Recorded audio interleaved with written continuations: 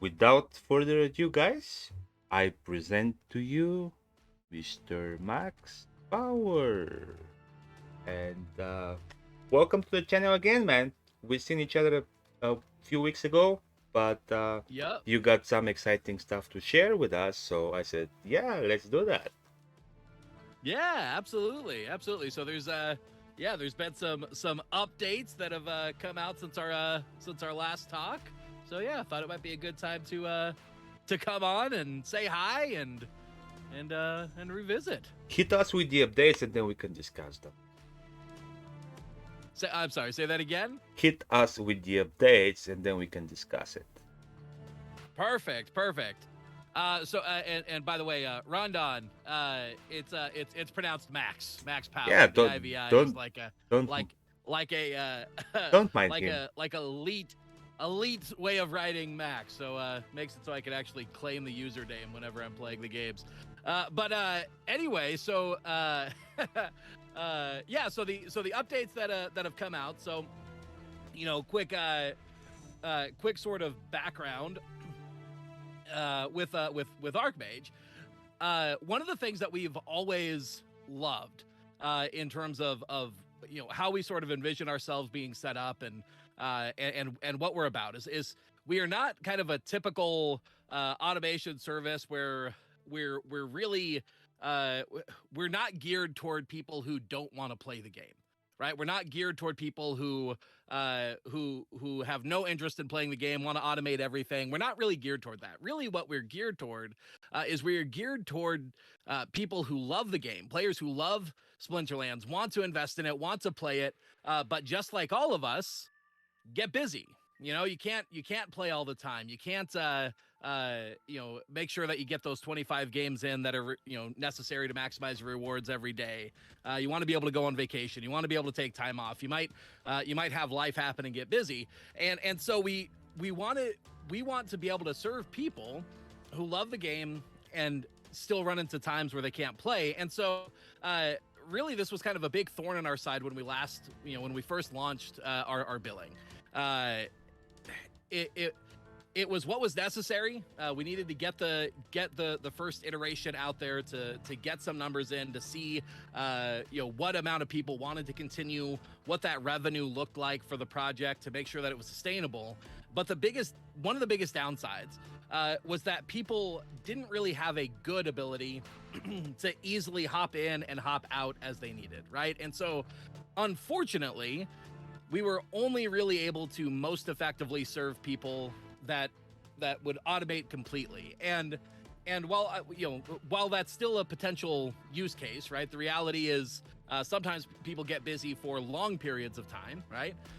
It was definitely a thorn in our side that we didn't have a good solution for the players that wanted to be able to hop in and hop out. And so this was one of the things that we were looking at is how can we fix that? How can we solve that while still sort of operating within the tools that Splinterlands has provided, and also not having to put a ton of time and effort into custom coding a solution. And so that, plus, when we first launched billing, we knew we were setting the fees to the upper end of what we thought might be necessary to keep the project sustainable. So we knew we intended to come down. So that was always part of the process, or part of the intention. But that was again, we needed to see the real world numbers in order to make that decision. And then finally, one of the other big things that people, for better or worse, for right or wrong, the other big thing that people, mentally have a hard time with is sharing those jackpot chests, right? The rare chance that you get, a massive stack of SPS in one of those chests. People have a hard time thinking through, I'm going to have to share a percentage of that. And so while we haven't been able to solve that completely, what we implemented really helped solve all of these things. In at least some way. So what we recently updated is that no longer do we require any season delegation at all for your season chest. So what that means effectively is that you could hop into Archmage, hop out of Archmage day, day by day. If you get busy, one day you could hop in, leverage the service, make sure that your battles get played. Next day, say you got some free time, you want to play again, you're able to turn off Archmage and play those battles manually. And then we don't have to do any sort of weird math to figure out, what percentage of the season should we get a piece of, right? Like, what percentage of the season should we help with? And well, I think that would still be fair to have some percentage of it because we would be helping people with it. With the tools that we have, it's hard to do that in a fair way, in a fair, consistent way that makes sense for how people are leveraging the service. And so that's the biggest change and update that came out, is that by eliminating those season chests as being part of what people have to delegate, now Archmage again is a service that people could freely use when they want to, pull out of when they don't want to, and have it be a tool in their tool belt to play Splinterlands in a way that makes sense for them, rather than always having to feel like they have to grind out every day, if that makes sense. So that's kind of the quick update. What sort of thoughts or questions do you have about that? Well, most of it I already knew, since I spoke with Imposter on Splinterfest a lot. Right. And it was like the first when you guys introduced those fees. I knew right. There were going to be fees, but then I was like, I mean, really? And I'm glad I did have a beta token, so I wasn't hit as hard. But I was like, right. That those fees to me at that point sounded ridiculous. So I was like, oh, Imposter is going to be on Splinterfest? Okay, I would just ask him, like, what were you guys thinking? I mean, it's like driving away like the majority of your customers. And then I spoke with him, and he said, well, see, man, we just never wanted to go higher. We never wanted to increase price. We never wanted to hike. So we started probably overpriced, as we were planning to lower price at some point. And whereas I see it's not really a lowering of the fees, it's removing part of the fees, which makes it feel like a lot like lowering. But also I was thinking, would it be an option or something that is viable to have a time that the bot is turned on, like fee per time? Like if you run the bot for 1 hour, you get charged for 1 hour, whatever that amount might be. If you run it for 5 hours, you get charged for that amount. Then people don't really share anything of theirs, because what you said, like about the jackpot, even though I don't know what that is because it never happened to me, but I heard some people do have that thing. But when it does happen, it can happen even in your daily chests, and I know the chances are less likely, but still people might feel like they're missing out on something. So maybe like a flat per hour service, which would be in DC or SPS or whatever token you decide, guys, to charge in. Maybe also, if sustainable, might be a solution. I don't know. For me, I think I'll feel better about that. Yeah, so honestly, the reality is the landscape of services that are in the space right now is growing. The competition is growing, and so there's all sorts of different models to choose from. And already there are models that are very similar to what you're describing. Yeah, it's just per day. It's per day. It's not per hour. Yeah. Right, and so what we're seeing is honestly a lot of the services that are charging a flat fee in whatever form. There's just not a big incentive to continually improve. Yeah, to continually make sure that you're increasing the win rate. Right? Like there's an incentive. In the sense of, like, if it gets bad enough, people will stop paying for the service. But the incentive isn't necessarily as directly tied to the results. It's essentially the minimum amount necessary in order to keep people Occasionally, you might get big wins because you happen to develop something that really helps the bot a lot. But like the incentive isn't to really focus on making sure that those wins are happening as much as possible. And so right from the beginning, we decided Archmage as a service for a couple of reasons. We literally, it was one of the first decisions that the team made was to go with a percentage-based model and not a flat fee model, and that is not likely to change, at least for Archmage. It is almost definitely going to be some percentage of what's earned, and the reason why is for a couple of reasons. One, it is more fair as a consistent mechanism. When we don't perform, we get paid less. If we perform well, we get paid more. Right? And further, when the value of the rewards that are being generated, when the market goes down, we're not charging a fee that is based on what it was before. We're charging a fee based on the percentage of what we are actually earning you today, not what things might have been like when we first set up the flat fee model, not what things might be like in the future. It's literally always priced in the value that is being generated today at any given point. So if SPS goes into the toilet, we are getting paid less just like you. Yeah, and I was If when I SPS sorry, I want just to add something because yeah, it's the point that you're making. Like if I didn't say flat fee in US, I didn't say flat fee in any like Right. fiat or whatever. It's like flat fee in SPS. It was exactly what I was thinking. Even not DEC, because yeah, Right. DEC it's But supposed to be a stable one, but SPS, yeah, if you get that, if it goes up, you guys go up as well. I mean, it's just so even still though, so that portion would let us be participating with the players in terms of what the market's doing on the value of SPS.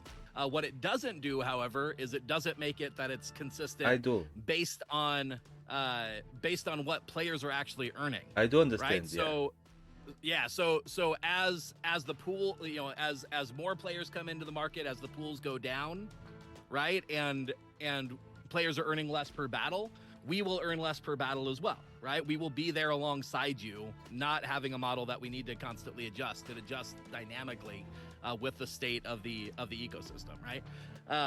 So that's part of it, is that it's fair. We help you earn from your assets, and we are asking that in exchange for that, we get a percentage of what we help you earn. You will never pay more in terms of fees than what we earn you, right? So that it's always a fair thing. Whereas a flat fee model can often turn into you are paying more than what you are earning, right? And so that's the biggest reason why we like the flat fee as a concept. The other thing, though, in terms of other ideas, in terms of discussions with the team, I've voiced a number of different ideas as well of how we might be able to make some more adjustable options available to people.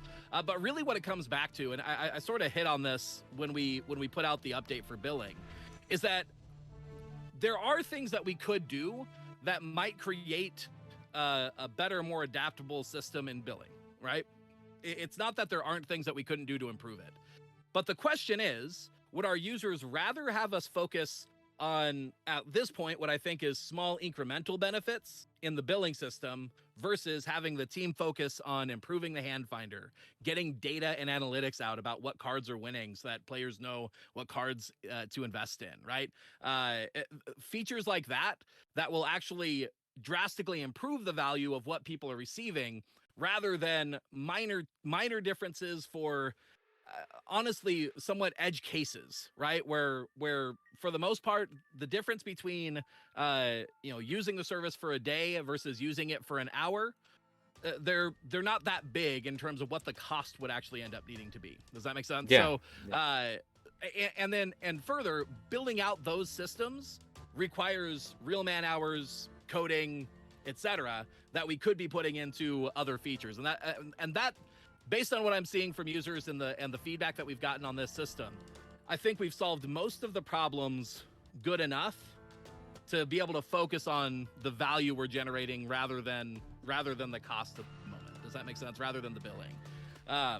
And something else that you touched on was the the jackpot chests. And you're right, this does not solve it completely, but in terms of real world numbers, I ran the math on what it looks like the average user seems to be generating, and this is going to vary because every person's account is going to be different.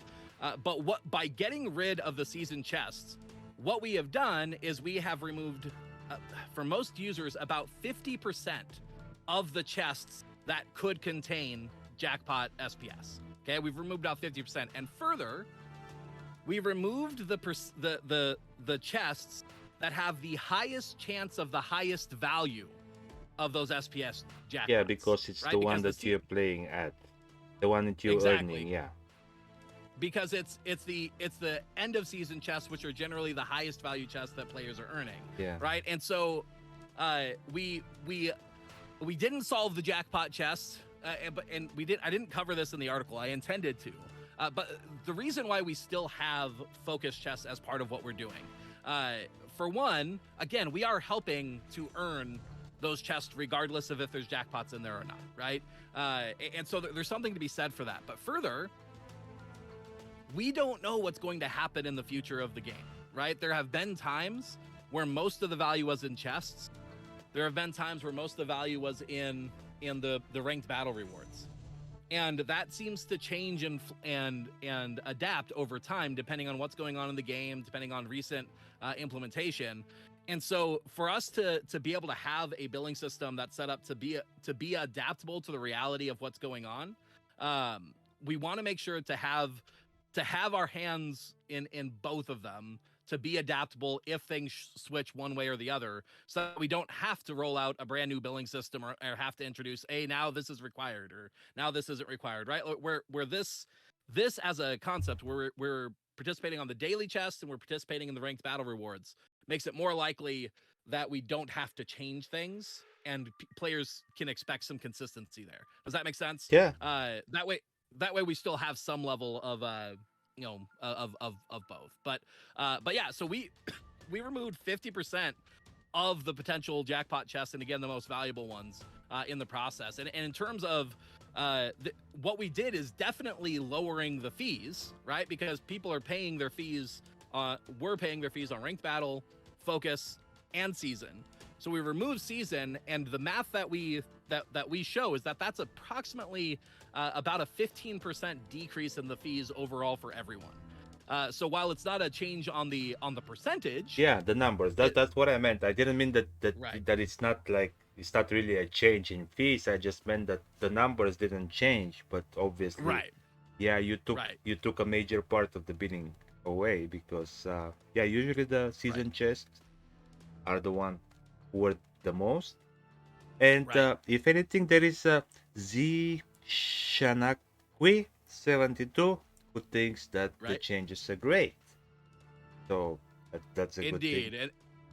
And Z is one of the first people that I was familiar with in the game. Oh, because Z's our guild leader for the gladiators. So he's a paid shiller here. He's shilling the. No, you paid him to come. You paid him to come here. Not at all. Not at all. No, man, I'm joking. Of course. In fact, everybody in the gladiators, it was amazing. Like gladiators definitely had the first shot at getting in, because obviously we were talking about it when we were first launching, and Melon is in the gladiators, Imposters in the gladiators, Proto used to be in the gladiators, but he left for I forget where he is now. He's Who's that? Who you mentioned last? The Kingdom of Glory at this point. What's that? Who you mentioned last? Proto. Oh, Proto. So the one of the other main developers. Yeah.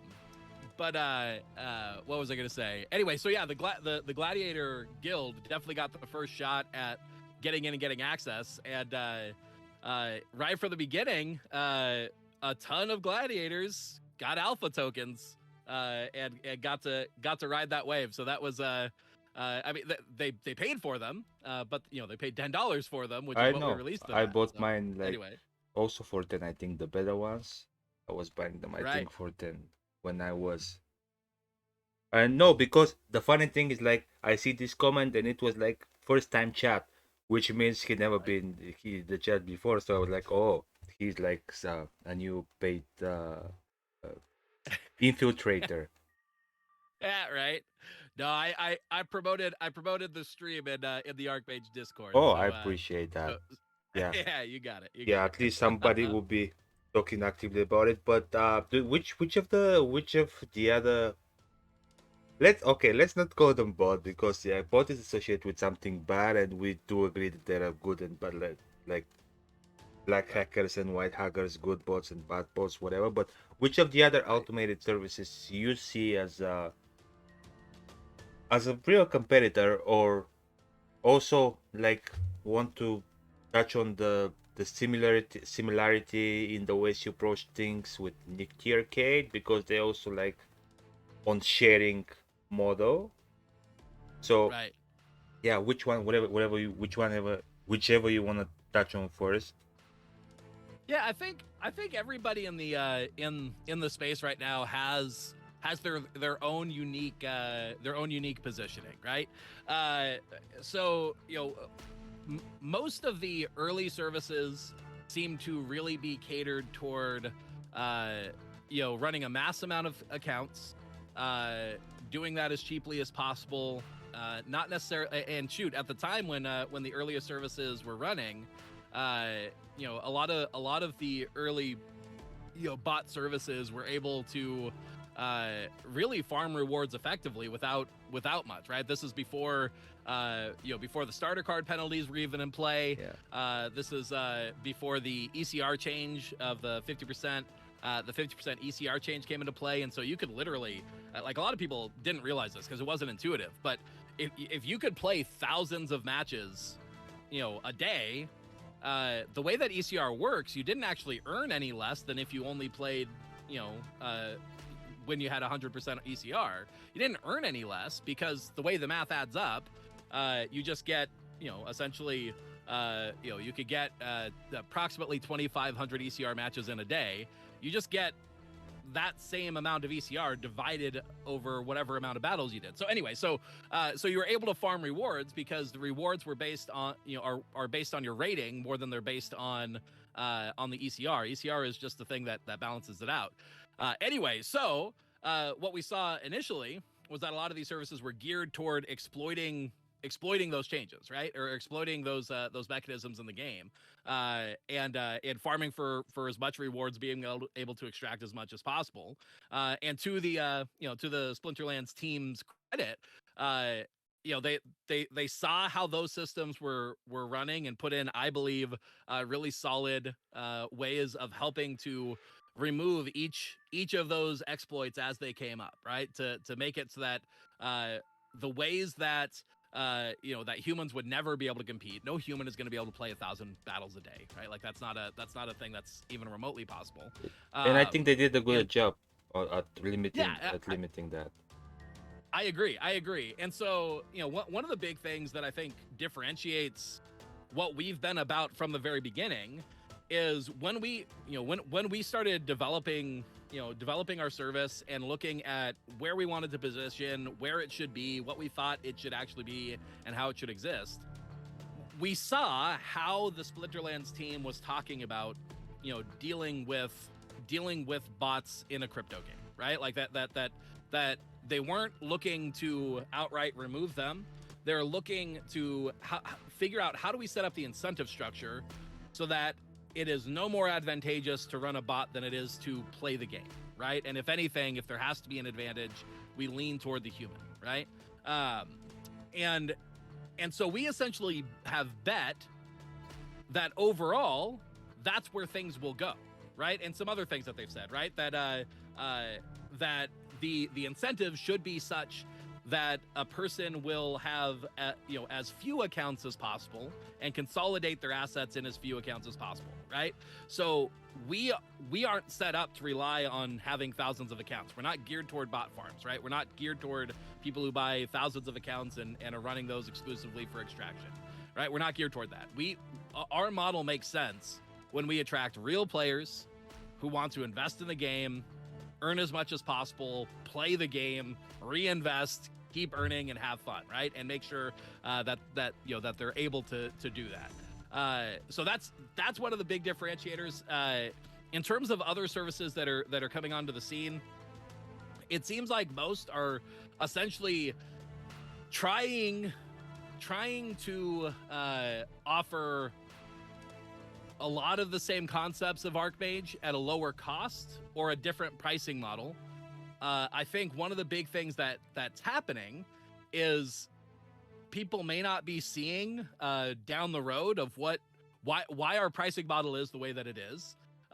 We innovated this concept of actually using tokens as a way to gate access to the service. For instance, that's something that we came up with and started. And the reason for that wasn't because we were trying to make money off of tokens. The reason was exclusively to make sure that we could scale effectively. That we didn't onboard 1,000 users that we weren't ready for. So at any given point, the total amount of our users is at a maximum whatever level of tokens we've generated. So we know what our capabilities are. We know when we need to expand, or when we've increased our capabilities, we could release more tokens. We also can pay attention to just the market demand and see what the cost of those tokens are, to see if we even should release more, or if essentially the market's saying there's plenty of tokens out there, right? And so we're able to use that as well. And so the tokens were never intended to be a major moneymaker. They're largely, they needed to be expensive enough that we discouraged massive bot farms coming in, if that makes sense. We wanted them to be hard enough to acquire that's the case, but still within reason of the average player to be able to come in and use the service, right? And so that, I mean, that is a concept.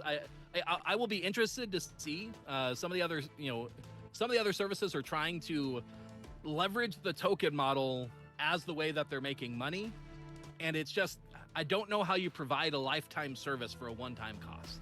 That doesn't seem sustainable. I've never seen that work.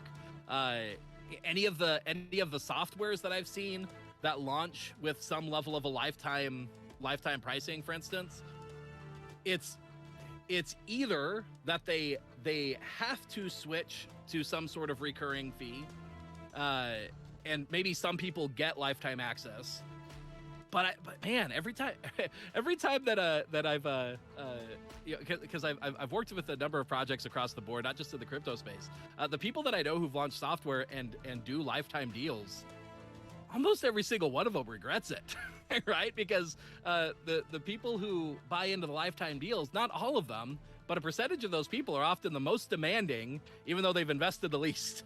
Yeah. Right? Well, So they expect the world but expect to pay pennies, and it's hard to run a service that way, right? It's hard to be motivated to keep making updates when it's never good enough. well, actually, yeah, it's hard when you're running a company that constantly keeps on putting out software, so it's like bad image. But how bad it Right. is for a one person. He got already your money. He doesn't care if you're demanding. He doesn't care if you're Right. complaining. He got what Right. he wanted. So I mean, that was my biggest problem. My real life friend who I introduced to the game, he came upon that bot, and he was talking about that bot Right. constantly, and the amazing results that he was achieving. Bulldog was talking about it a lot as well. I heard. Right. I haven't watched any of the videos, but my my only problem is when he shared like about the tokens, like he plans to sell tokens and no fees, and I was like, then why would he be developing it if there are no fees? Like, what is his incentive to, to even update it? Because at some point new Right. cards are coming, and anything needs to be updated. I'm sure about Right. that. So he was like, oh well, I mean, he'll be putting constantly tokens on the like little amounts, because he saw, I mean, probably they saw from that bot, they saw that it's a winning model, because I remember Right. my once $10 token, because I got three in the beginning, and then I was Right. needing only two. So one of them I sold it like for 12x. So it just because by accident I was early, and they saw that model of Right. when you offer something limited, something that Right. people are after, if there is a big hype, then you can easily manipulate the price. So the demand is always there. If on secondary Right. market the token is $100, for example, if you put it for $20 on a sale, people will go over each other to try and get it as fast as possible, especially when it's limited. So Right. yeah, it's kind of like something to me didn't sound right. I mean, I'm not trying shade at them. I don't know. I haven't even tried it, so maybe it's good. Maybe I don't. Maybe there's something I don't see. But Right. yeah, that was my opinion initially, and it's not because I'm biased towards Archmage, even though maybe I am Right. because I'm from for a long time now. And even though Right. when the fees came out first, I was thinking, okay, I would just need to find something alternative while Right. while wait for you guys to come down, because I was sure that at some point you come down, because it sounded the fees were ridiculous at the time. So, but I still stuck. I was thinking, well, I know they're doing a certain thing, and then I'm getting my certain results, and it's something that I wouldn't achieve if, Right. like, if I'm giving them 15% or whatever, or how many, 25% or whatever, it's still 75 or 85% that I'm keeping for myself that I wouldn't have earned because I wouldn't have played it. So yeah, I Right. came around that. But Right. I'm just curious Yeah. because, I mean, yeah, sorry. the yeah. I mean, the reality is, and we knew this would happen, right? So even though, when we launched fees, a lot of people miss this. Our fees are really, uh, when you run the math, because our fees were based on SPS alone. Initially, when we, in our initial white paper, we had talked about actually participating in a percentage of everything, right? Everything that would be sellable. So cards, packs, and SPS were included in our original percentages in our original white paper, uh, and the with those numbers in mind, what we launched with was actually about the same fees as what was in our white paper. But even still, we knew there's a difference between between, hey, I'm going to get you this token now. You get access with no fees. But hey, this is coming. Read the white paper. Understand what the fees are going to be. There's a difference in terms of how people connect with that. They're like, oh, I could think about that later, right? I could think about that Yeah, later. we So can we cross. so we knew as soon as we launched the fees that there were going to be a number of people who either A, hadn't done the research to see what we had come out with, or B, even if they had done the research, sometimes there's a difference in, like, I don't know how to describe it, like when you're actually facing the math and it's right in front of you versus the future where it's coming, if that Yeah, makes sense. So the typical thing of we'll cross that bridge once we get there, right? yeah, yeah, exactly. So we knew. I mean, the reality is, as a service, we have been on the forefront of trying to do things, and so, even now we are seeing that competitors that are coming on the scene are now having to benchmark themselves in contrast to what we're doing in some way.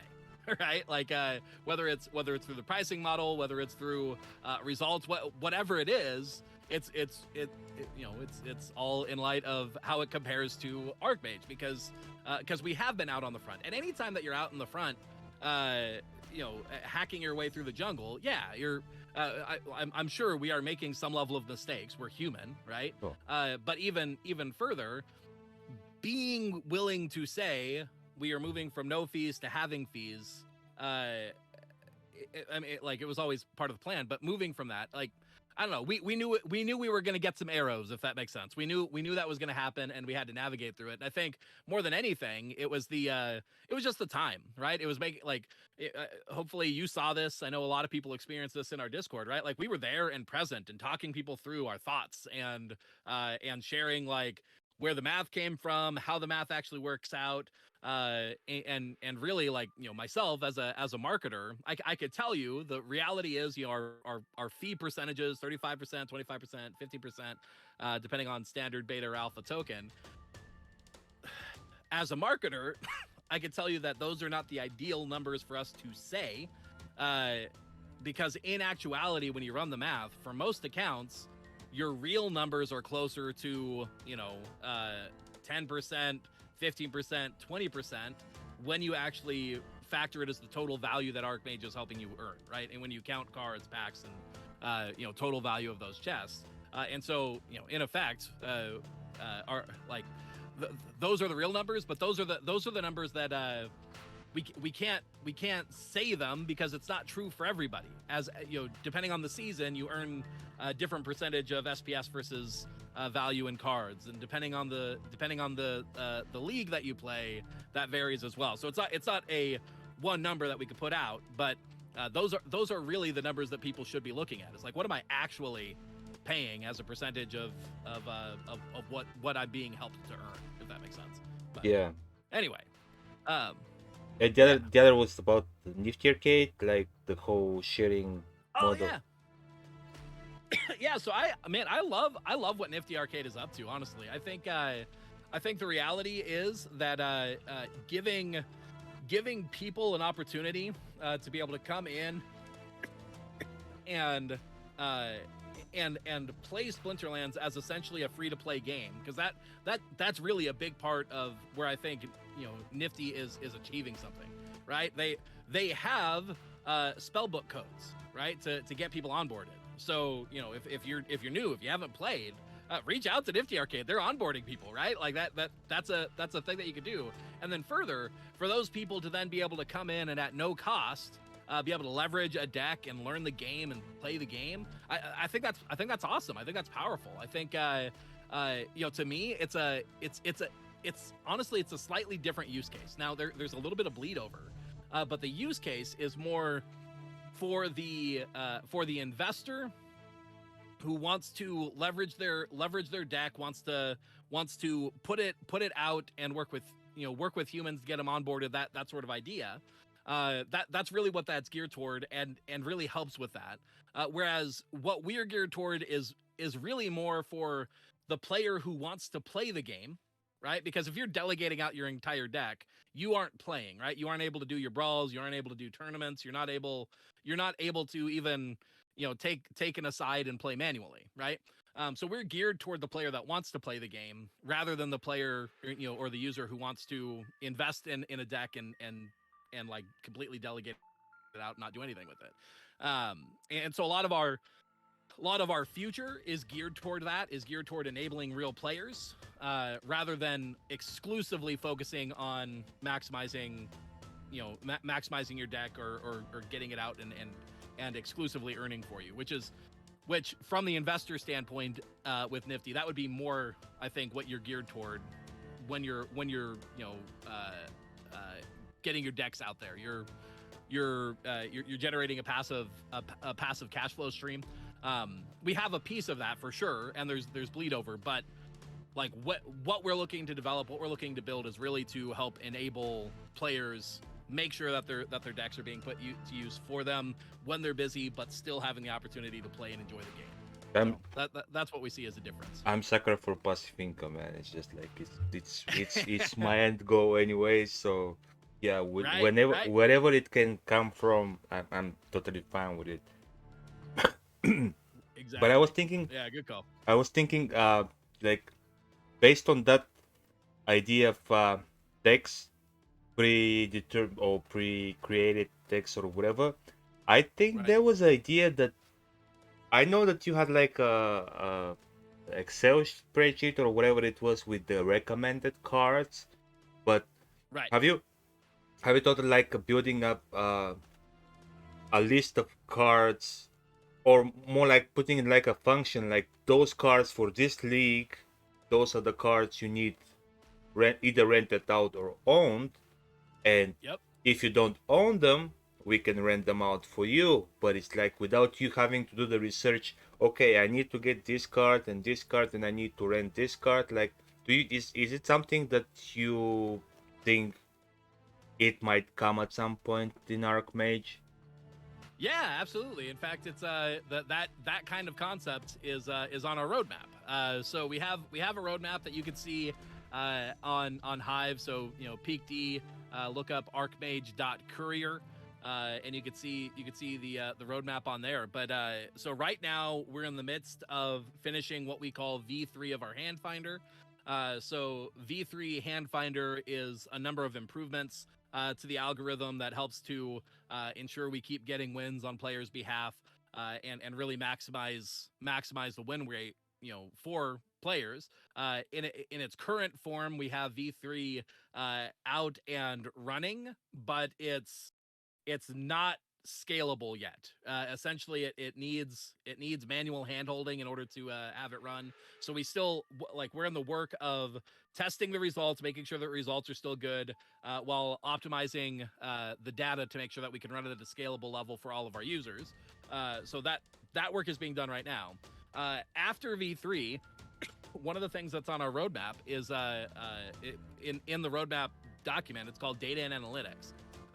And that's exactly something that we're looking to deploy there, is not just overall recommendations of, hey, these are good cards to have, but part of what we want to be able to do is actually be able to point to your collection and say, hey, if you acquired these cards, whether through buying or renting, if you acquired these cards, we see that as increasing your win rate possibilities, right? So we could very readily and dynamically give players recommendations to say, based on what you already have, here's what will help enable you the most, right? Because the reality is, sure, we could tell everybody to go out and get exclusively the top end of what's recommended, and that would help, but that's not always within everybody's budget, and that's not always the way that players want to play the game of renting cards, right? Like one of the developers, Melon, he has, like, one of the games that he plays is how far can I get with, like, exclusively the junk cards, not low investment completely, but like, let me get the max commons that people are sleeping on. Let me get the does that make sense? Where it's like, Yeah. what are the cards that are undervalued but comparatively more effective? And that's kind of a game that he plays. And so I see that as being another way, to play this game of sort of managing your team, of being able to say, hey, sure, if you have the budget and you just want to know the best cards that are going to help you win the most, we'll be able to tell you that, and be able to tell you that, based on your collection, what you need to acquire. But even still, I think we want to be able to give recommendations that are a little bit more granular, to say, hey, this card, if you acquire it, it's going to help you to this degree, right? This big degree. But this card, which is drastically cheaper, gets you 80% of the way there, right? And be able to make those kinds of recommendations dynamically for the actual the player themselves, that they could see those options, make those decisions, and kind of have that interesting element of the game to play as well. Now, we hope to be able to make it as easy as possible for players to get those cards, whether through buying or through renting. I think we'll see how it comes and how it develops, but I think for the most part, we will likely be focusing on making the recommendations and then pointing players to the tools that actually help to rent or buy them, if that makes sense. We'll let Peak Monsters and Splex and these places that already have really great market systems for renting and buying cards. We'll let them continue to do what they do well. And we'll focus on the key thing that differentiates us, which is having the data, knowing how to make the decisions, knowing how to make the recommendations, and just try and make that process as easy as possible to bridge those gaps for people. So I think that's likely the vein. I mean, all of this is still, we are currently actively working on V3. A lot of this is like future potential plans when it comes to the data analytics and exactly how that rolls out. But yeah, and so. Just like we did with that post a while back, where we showed what Archmage recommends depending on the leagues. I hope that we can set this up in a way that we like that was actually, a lot of people don't know this. That was actually a lot of work to put that together. It was a process to go through, run the data, and get that information. But what I'm hoping is that the way that we could deploy the data analytics, essentially we could come out with that information consistently in general, right? And for the good of the Splinterlands community, period. Not just Archmage users. So I mean, we'll have to see what the team ultimately decides for how that's deployed. But I mean, that's a big aspect of what we're looking to do.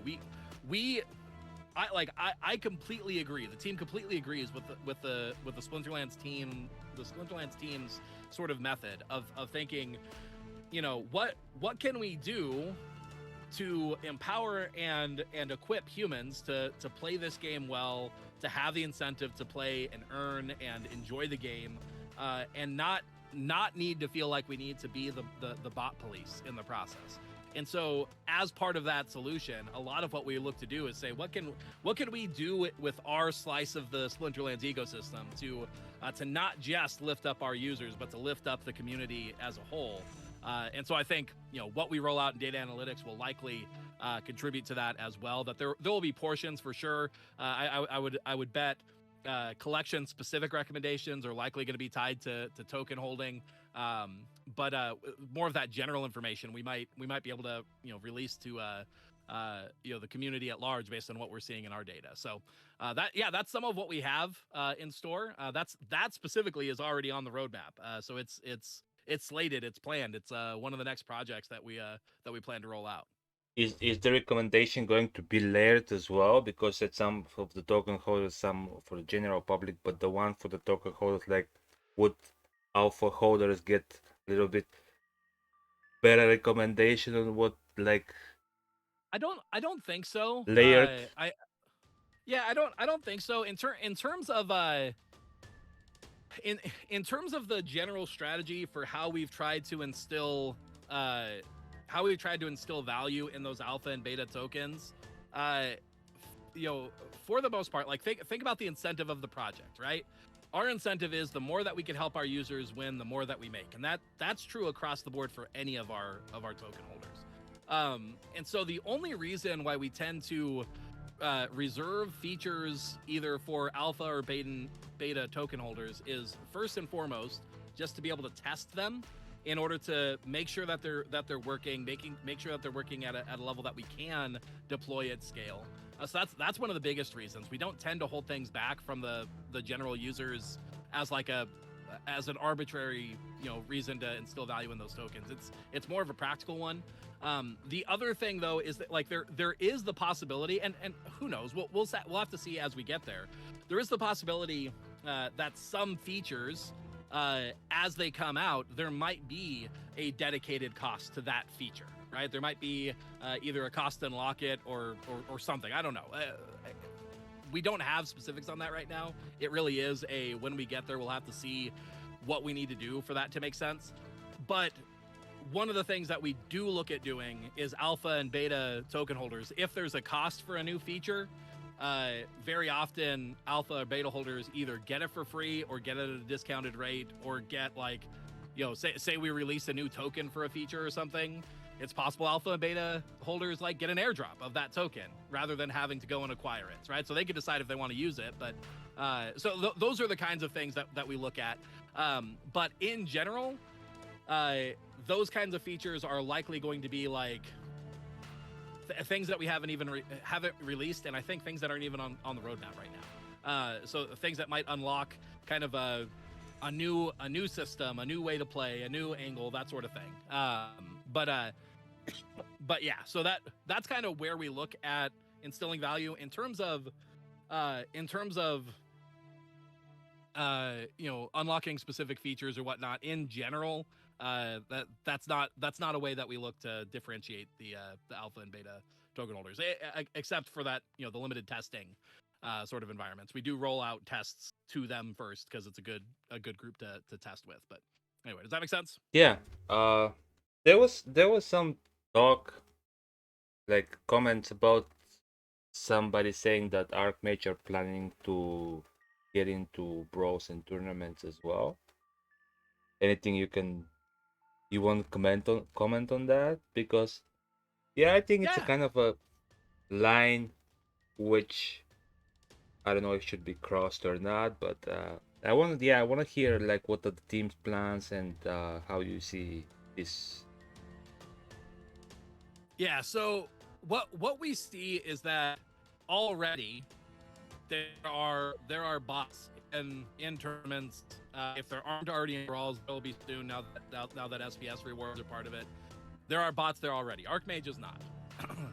So right now, the current landscape has private bots that are already able to dominate those systems, and the reality is, the Archmage team would be just as in favor of figuring out how do we reserve those spaces for humans, how do we reserve those spaces to make sure that there's a clear, viable way to ensure that it is just one human's mind against another human's mind, and I love the idea of doing that.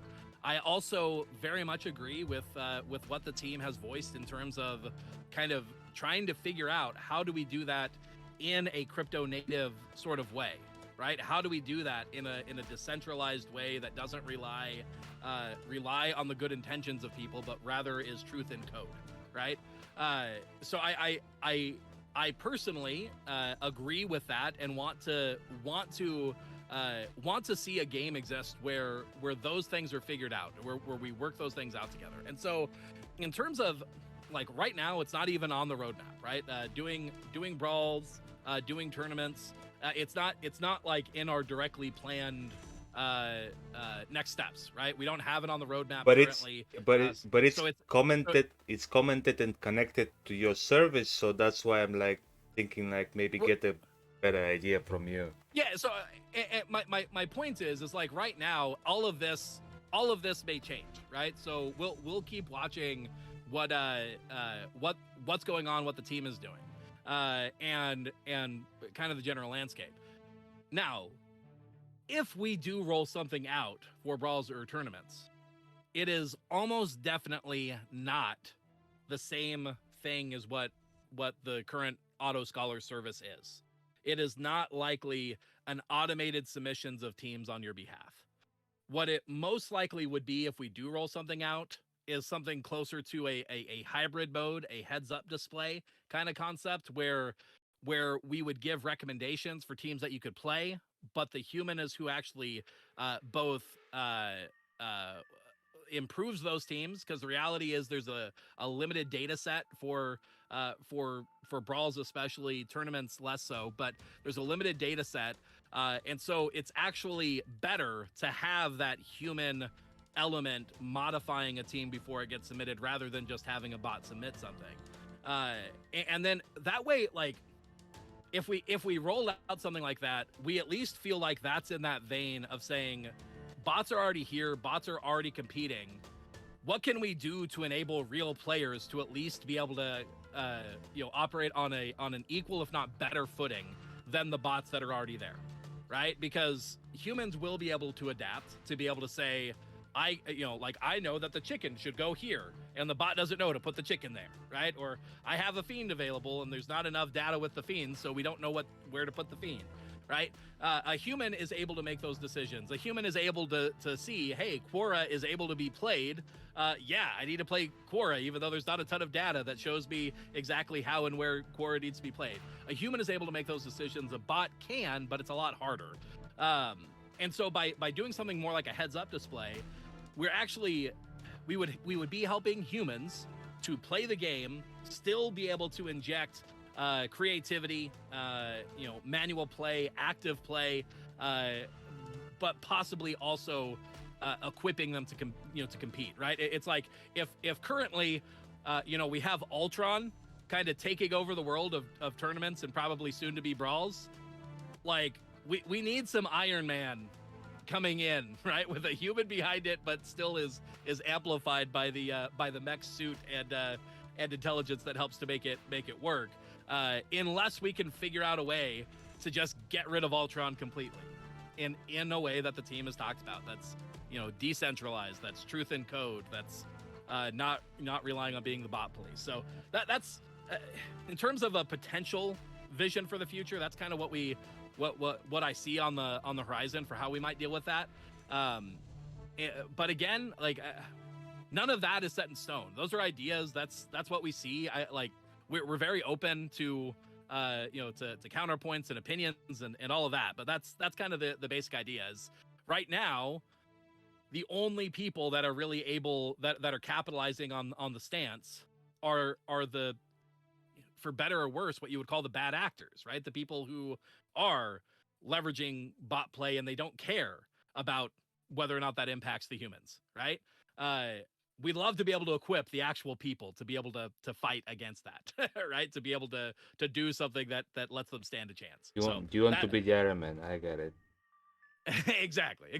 Well, yeah, Iron Man, not Ultron. There you go.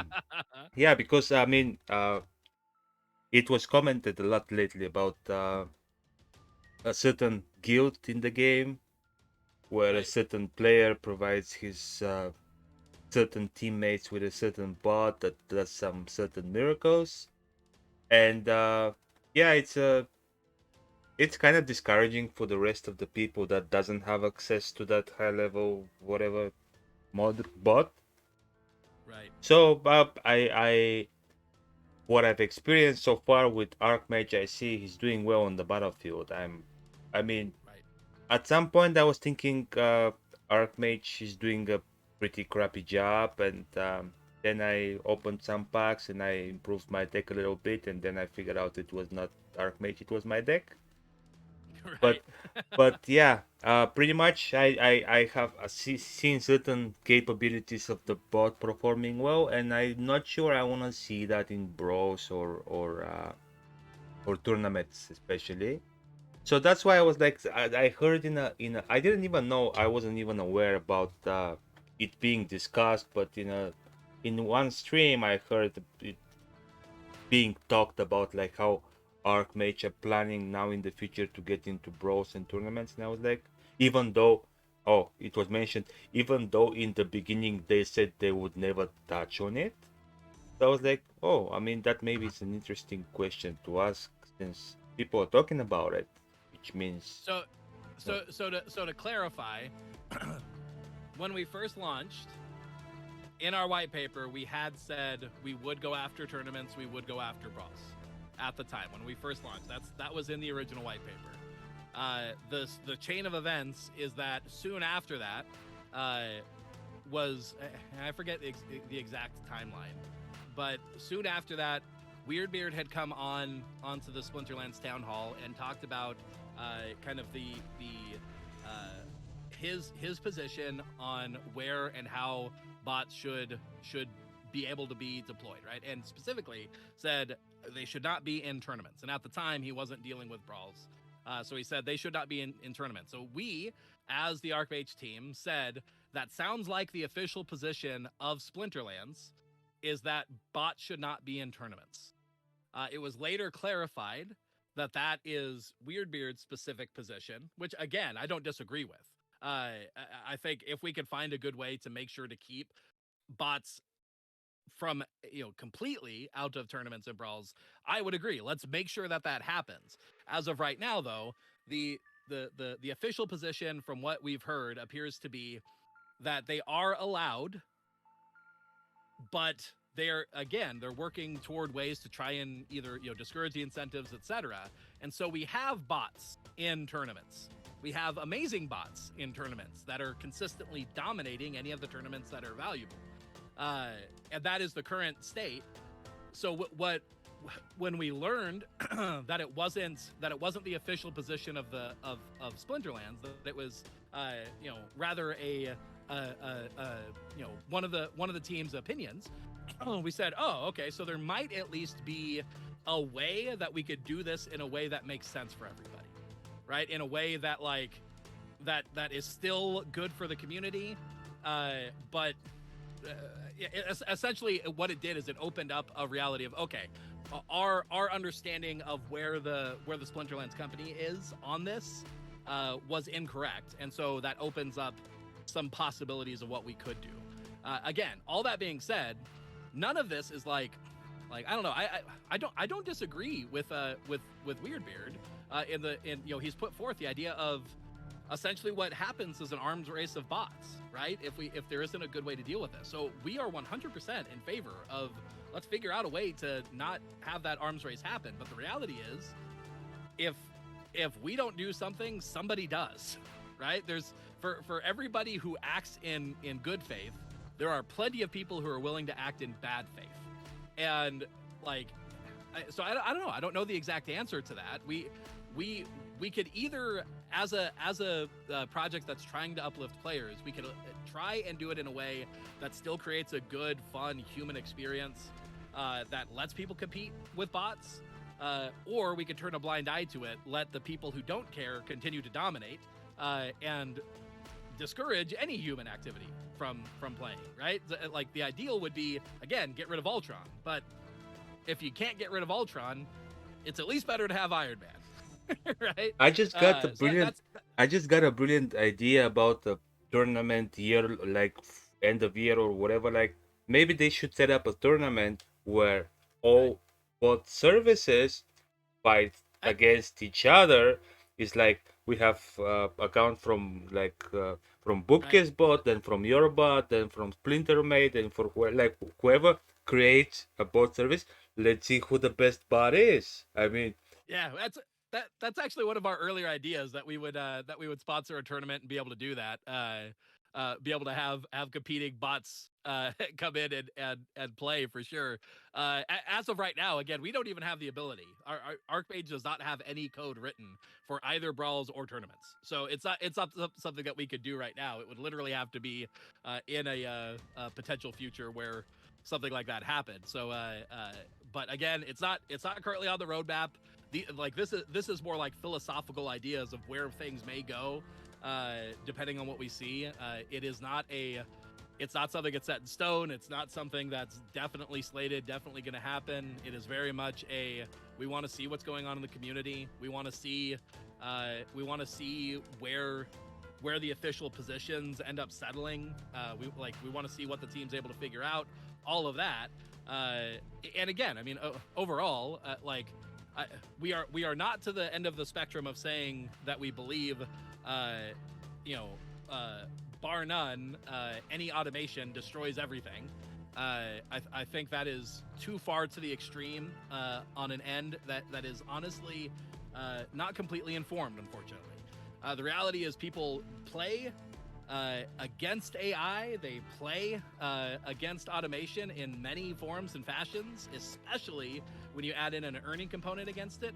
I mean, if you have any questions about that, about whether people are willing to spend their own time and money playing something against an AI, if you've never been to Las Vegas, they have whole rooms dedicated to people pressing buttons in order to possibly win money against AI, right? And that takes even less skill than potentially playing a play to earn game against or leveraging AI. So there is at least some level of seeing a human demand for a world that a combination of creative pursuit and AI can coexist. Anyway, but all that to be said, I see the value in saying, kind of the general sportsmanship of let's put humans against humans and see who's done the work, who's studied, who's put together the right deck, who's done those things in order to compete. That is definitely it's a more interesting thing to watch. It's a more interesting thing to be a part of a story of. So I want that to happen. But I think we gotta do it in a way. There's plenty of services out there who are doing the top-down policing of bots, and I think it's cool and courageous to try and figure out a different way to do it, right? And admitting that there isn't necessarily an easy, obvious answer for how to do that, but saying it's worth trying, right? It's worth trying to figure out how could we do this in a way where we solve the system, so that the system takes care of the incentives rather than trying to enact a police force to try and deal with it. So I like that concept. I know a lot of people are very much in the vein of automation bad, and that's all that they could say or see. I am not in that vein, and overall I definitely love that the Splinterlads team is sort of trying to do something different, new, and creative, because there's only so many people in the world that actually do things that are new and different and creative, and not just regurgitating the same models as everybody else. So I personally love it, and hope they're able to hope they're able to succeed. And further, our team as a project has on many occasions, like we put out ideas and voiced them to the Splinterlads team to say, like, hey, here's an idea for how you might deal with this, right? Like how you might be able to do this and stack up incentives to make it make sense that you have a human environment, etc. So we voiced ideas like that. We put that kind of stuff forward. We're definitely not. I don't know. We're not trying to come in and remove humans from the game. We want to uplift and enable humans. So yeah. Anyway. Was your previous comment related to the comment in the chat?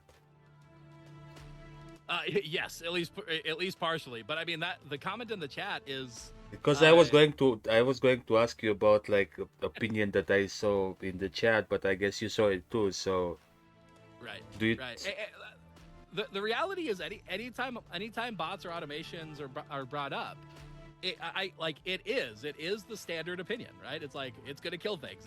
It's what will, and like to the point of this is something one of our developers, Melon is actually a ranked what's the word for it? Correspondence, a ranked correspondence chess player.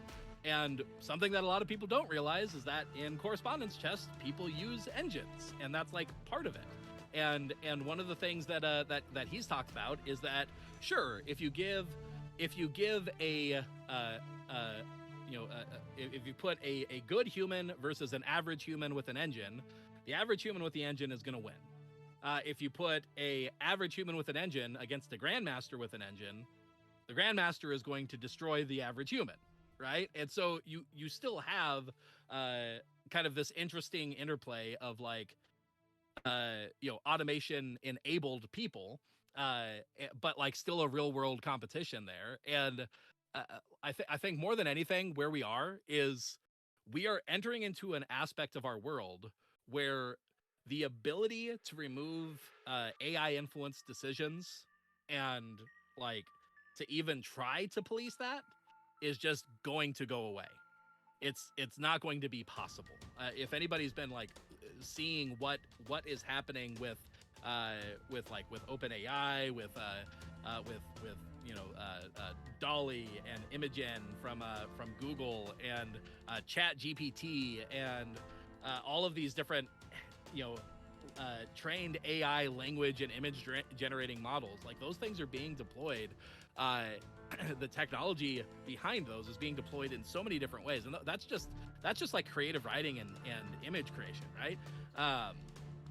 But like the level that it's grown within the past 6 months compared to our entire history of being humans, like we are on the cusp of, whether people want it or not, AI is coming, and it's going to be a part of like having to wrestle with how we deal with that. And I think it's a new paradigm that people just aren't used to, and so that they aren't sure how to handle it. They aren't sure how to think through what that looks like. They're we as humans tend to make our decisions based on the past, and I think we're entering a future that most aren't prepared for or even open to. So yeah, anyway. So when Rise of the Robots? What's that? When Rise of the Robots?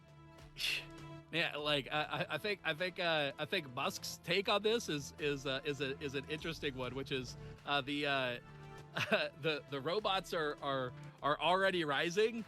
Hopefully, we can leverage the technology that we're creating to stay further advanced than the robots, if that makes sense, and not become subservient to them. Yeah, and also on the comment that imagine in chess would be allowed to an AI. I just even imagine hearing some 10 years ago about a guy, a chess player, a chess champion called Garry Kasparov, actually playing a bot, blew something. So yeah, do imagine AI, as Max said, yeah, it's coming. It's whether you manage to stay afloat or not. And yeah, they've said you just need to adapt to survive. Well, I mean, yeah, Right. if they're coming for our jobs first, and then to who know what, I mean, yeah, adapt. I mean, at least I don't have to worry because I don't think I have that many years ahead of me as they are needed Right. for these things to come. So maybe I get some of the good part of the whole AI thing before the whole rebellion and attacks from everywhere and whatnot. But Right. yeah, I guess we're advancing technologically at faster and faster paces now, and Right. I'm just surprised it's taking so long for virtual reality and the whole augmented reality thing because there were science it was developing like a few years, like for at least 4 or 5 years ago. There were like initial steps, and we're still at a standstill. Like there is nothing that much achieved, I think.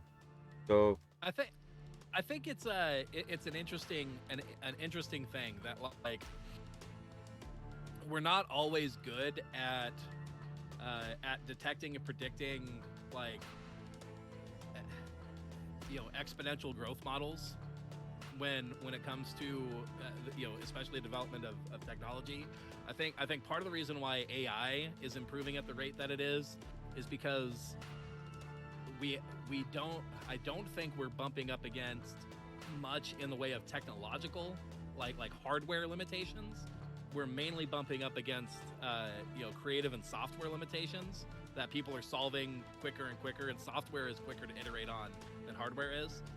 Whereas virtual reality is very much it is mostly, I think, a hardware thing that people are having to solve, right? Where it's getting the costs of materials and parts that make sense for virtual reality down, figuring, and then, like, at the same time figuring out and iterating things like how do we do this in a way that doesn't make people feel sick? How do we like what really is that most immersive environment and all of that? I think and it's hard to see those things play out, right, when you're looking at potentially an exponential growth curve, that at some point all of those technology pieces click, and then it hits like a fever pitch of just making sense. But it looks like a lot of nothing for a long time, and then it hockey sticks up in terms of adoption, adoptability and whatnot. So I think that's potentially where we are on VR specifically. But I see them play out. whereas I've seen them play out in a lot of movies. right, Why wouldn't right. they bring it to reality? I mean, Well, I mean, as you can see, it's not for lack of trying, right? Like, Zuckerberg is basically fully repositioned Facebook, now Meta, around kind of uh, believing that VR and AR are the future. So it's not like there's not money and investment going into it. It's not like people aren't trying. It's just I think, again, even when people are trying, sometimes those real hardware limitations and stuff like that makes a difference. So yeah. well, hopefully soon. And talking about soon, do Right, you own right. any? Do you own any land? I do. I own a plot of land. A plot of land. Yeah, Eight or A? uh a single plot of land. Are you excited to But reveal its location in hopefully a week? I am. I am. I'm very excited. I'm excited to I when I initially had the opportunity to get land, I joined the game in March of 2021, I think. And I had the opportunity to get land at $20 a plot, and I did not get land at $20 a plot. Well, you get A Uh, plot. right, exactly. So I did not get land at that point, unfortunately, because what I was thinking was like um, the same way as packs. You have the distribution curve of a certain percentage are going to be legendary, a certain percentage common, rare, etc. But the actual cards inside, right? If you wanted to get a common card is much cheaper than a pack. So I was thinking I would wait out the market and buy some common land once common land was revealed, because it wasn't necessarily important to me to get like a rare piece of land. I just wanted to have a piece. How did that work But for you? it did not work well. It did not work well. So after the market sold out of land and whatnot, and we have that 30x moonshot of Splinterlands, I was like, oh well, maybe I should have gotten a $20 plot of land.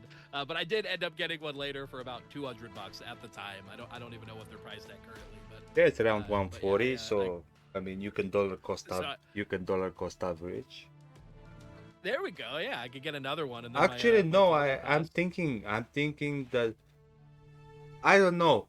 I'm not really thinking it. It's more like I'm being brainwashed to think it. Like I hear it everywhere that once the review starts happening, that the common plots will be way cheaper than the lottery picks you're getting now. Right. I'm not quite sure that when actually land is revealed and there is utility actually to it coming up on the horizon, people will be willing to sell land cheap because it's still a Right. limited amount. But in Right. case it is, maybe you can get like common for 50, $60 or whatever. I still doubt it, Right. but I hear it from a lot of people. And what do I know? Right. Maybe I'm wrong. So, but Yeah. Well, we'll have to see. I mean, it would be pretty consistent that if you have that we've seen that model with packs, right? That generally the value of the cards in the pack is often worth less on average than the packs themselves, right? Just slightly on the secondary market. That's not always the case, not but that's always, often yeah. the case. Yeah. And so I mean, like I could see that happening. That being said, I think regardless, I think as long as land ends up being everything that the Splinterlands team is working on making it be, and there's no more land released and all of that, I think especially when we come out of this bear market, that I see that definitely being one of those assets that that can go really high. So I'm personally not worried about the price of it right now. I think I think you know it would be like debating if you should have bought Bitcoin early in 2012 or late in 2012, right? Yeah. It's not really a thing. Yeah, I was more like uh, commenting on what the mindset that once there are right, so many common plots. I for one, I'm not planning to sell any of my plots. Probably right, will rent some. That's yeah. I don't think I want to manage all of them. So probably I'll rent out some. right, But selling, no. And that's what I think. It's like if people start seeing the potential, like owners start seeing the potential in a way that is presented to them from the team, they would right, reconsider, which like, wait, do I want to really sell it now instead of maybe earn passively for the rest of my life on it? I don't know. I mean, some people might, but I don't think it will be that many people, and I still think right, that the demand is yet to grow. So right, my right. expectation is that some people are wrong about that, but maybe I'm the wrong. And I honestly, I mean, I could see the argument for why. I could see the argument for why common land would be cheaper than the current costs. But yeah, I'm also with you, right? It's a very limited supply thing. I could see the argument for why why we are seeing some of the lowest prices that it's ever going to be. Who knows? Are you planning to participate in the bulk sale stuff?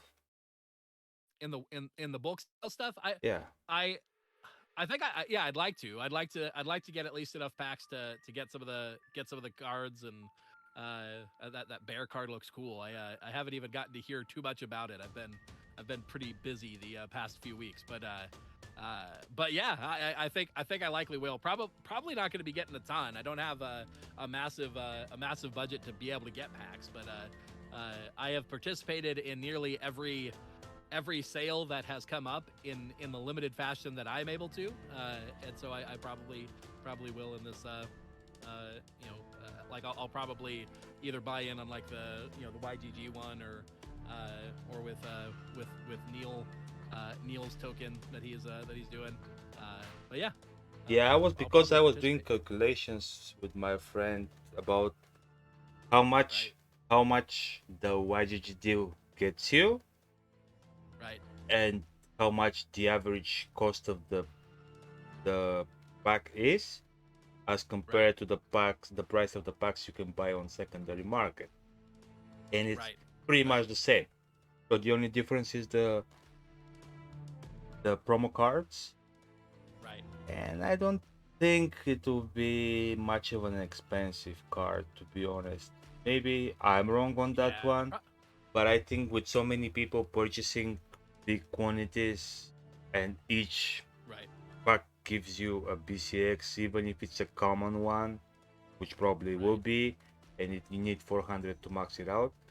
I still right, think that there will be like huge amount of those out on the market. So I don't know. I'm right, still wondering because it's tying up a certain amount of DC that can go otherwise somewhere else, and right, uh, and you don't get airdrop points. That's the biggest problem that I see. right, If I had a right, chance to go through a deal like that and get to keep my airdrop points for the parts for the packs I purchased, I would have right. considered it. But yeah, it's not I think the incentive is not I there think really. I think Niels. If I and again, I've only glossed over it, so definitely everybody do your own research. But I think Niels, if I recall, I think the model for that one is that you buy tokens, and that goes you get the packs based on the tokens that you got, but then after you get airdrop, like they sell the other things that are generated, right? So they sell the they sell any airdropped cards, they sell those, uh and from like the legendary summoner airdrops, like from those they sell those, and then distribute the funds based on the percentage of the pool that you hold with the token. So while you don't get the airdrop points, you're still, if I recall, at least getting you know uh, an equivalent value from it. So I think that's how I think that's how Niels is set up. So that comparatively, that's potentially which direction I'd go. But I don't know. I need to do more research and make sure as well. And hopefully there's still time. Yeah, Shoot, I may have already missed the. I think Go it's ahead. up until Christmas or something. So I think we still have Gotcha. that. Well, good, good. Yeah, and see, the only thing is like they haven't even announced anything about the bear, and I mean except that it's a bear and it's not a I mean, salty one. the art looks awesome on Yeah, it. I I like I it. It's agree, but they haven't announced the splinter or lack of one. They haven't right. announced the rarity. They haven't announced any stats except that I hope. it would be an awesome card according to Nate. But for Nate, everything is awesome. So I mean, Yeah, and I don't know, like that to me, like I definitely appreciate having the investor hat on it and making the investor decisions. Honestly, for me, like for the most part, I buy packs for the fun of it, and I participate in the promos for the fun of it. I'm also not I don't tend to be buying like a ton of them, and so like I get my like optimized decisions generally on the secondary market, right? Like that's where I'm at least trying to do things to acquire things at a good cost, and yeah, paying attention to that. And so like for me, the pack sales are very often like I don't look at it as much of a and this is just me personally. This isn't advice, but I don't look at it as much of kind of the pure numbers investment. I look at it more as like it's fun to get these. It's fun to participate in the promo. It's fun to be part of the celebration and be part of the culture of the game in that way. And and then get to open them and enjoy that and all of that. So that's part of how it is for me. I mean, honestly, I think I have probably spent about as much on packs that I literally have given away on a handful of streams